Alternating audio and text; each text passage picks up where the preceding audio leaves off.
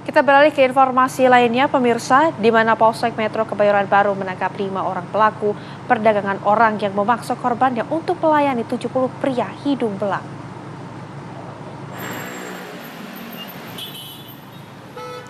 R alias Toba, DPO tindak pidana perdagangan anak di bawah umur sebagai pekerja seks melalui media sosial, tiba di Polsek Kebayoran Baru, Jakarta Selatan. Toba yang diketahui masih berusia 18 tahun ini diamankan di kediamannya di kawasan Jakarta Utara karena perannya sebagai mucikari atau mempekerjakan seks anak di bawah umur sebagai pemuas nafsu hidung belang. Selain Toba, 4 orang lainnya turut ditangkap, diantaranya orang tua Toba, orang tua pacar DPO, serta adiknya. Saat ini mereka masih dimintai keterangan untuk mendalami kejahatan yang dilakukan Toba. Dari hasil penyelidikan sementara, mereka mempekerjakan anak di bawah umur dengan perjanjian bisa mendapatkan uang sebesar 3,5 juta rupiah jika sudah melayani sedikitnya 70 pelanggan. Polisi menyita uang tunai hasil transaksi lebih dari 1 juta rupiah dan 4 buah unit handphone. Untuk modusnya sendiri pemirsa, para pelaku yang berperan sebagai admin ini menawarkan kedua korban melalui aplikasi michat dengan tarif Rp250.000 hingga 1,5 juta rupiah.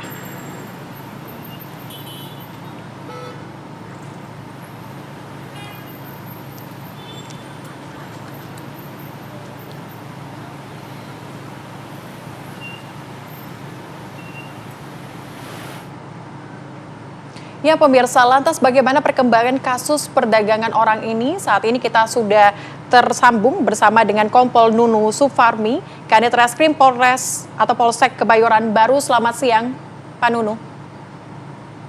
Selamat siang, Mbak. Baik, mohon maaf Ibu Nunu, ini boleh dijelaskan bagaimana kemudian modus yang digunakan oleh pelaku? Modus pelaku menawarkan kepada tamu-tamunya, terhadap tamu-tamunya untuk dilakukan eksploitasi terhadap anak. Baik, baik. Ibu Nunu, ini mungkin bisa dijelaskan peranan dari pelaku ini seperti apa dan juga jumlahnya berapa orang hingga saat ini, Bu Nunu? Ya, jadi Mbak, kemarin kami pada hari Kamis, tepatnya di tanggal 16 Januari 2024, kami telah mengamankan 4 orang dan 1 orang tersangka berlaku sebagai mucikari. Jadi sebelumnya kami telah menangkap 4 orang tersangka dan kemudian kemarin kami menangkap lagi 1 orang tersangka yang berperan sebagai mucikari. Baik, tapi Bu Nunu boleh diceritakan atau dijelaskan bagaimana kemudian korban ini bisa bertemu dengan pelaku sehingga aksi ini bisa dilakukan? Ya, korban bermula dikenalkan oleh temannya, kemudian ditawari pekerjaan tersebut dengan upah 3.500.000 per 70 kali melakukan pekerjaan seks tersebut.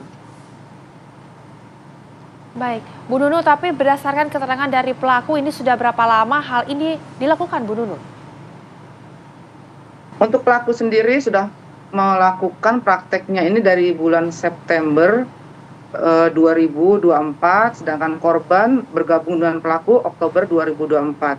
Jadi pelaku perharinya dia mendapatkan keuntungan dari hasil perdagangan orang tersebut 3-5 juta rupiah per hari.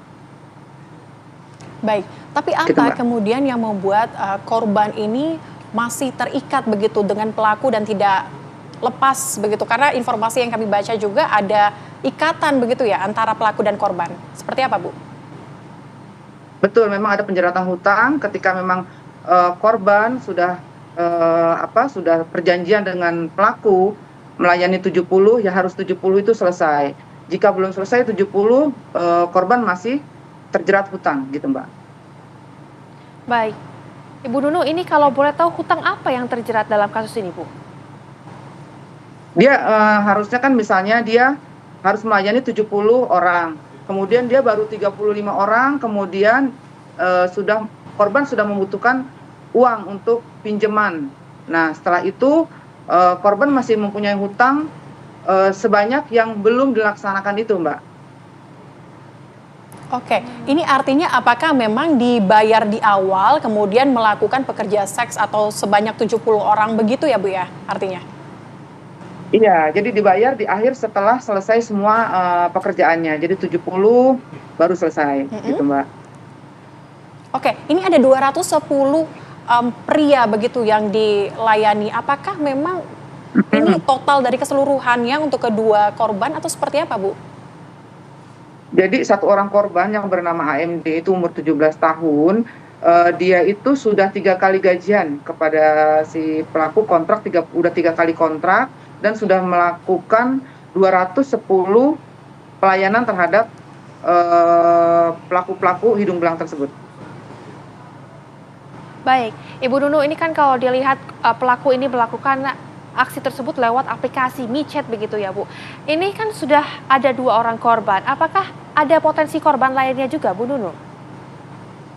Untuk korban lain ada sekitar 5 orang Mbak, namun demikian yang kami dapat minta keterangan baru 2 orang. Baik, ini pelaku ada 4 orang begitu ya Bu ya. Apakah memang nanti setelah dilakukan perkembangan akan ada pelaku lainnya atau seperti apa Bu dari perkembangan kasus ini? Sampai saat ini pelaku sudah kita amankan 5 orang Mbak. Sebelumnya kami mengamankan 4 orang dan kemarin pada hari Kamis 16 Januari 2024 kami berhasil lagi menangkap 1 orang pelaku yang berperan sebagai mucikarinya. Baik. Baik Ibu Nunu, ini kalau melihat kondisi korban, apakah korban sendiri mengalami trauma pasca kejadian ini atau seperti apa Bu? Untuk korban saat ini kami melakukan pendampingan dari P2 TP2A, nanti hasil dari pendampingan tersebut akan diberikan kepada penyidik untuk kelengkapan berkas perkara Mbak. Baik, Bu Nunu terima kasih sudah bergabung bersama dengan kami di Apa Kabar Indonesia Siang, sudah menjelaskan dan menceritakan begitu ya bagaimana modus dan sebagainya terkait dengan pelaku dan juga korban. Sehat selalu Bu Nunu, terima kasih.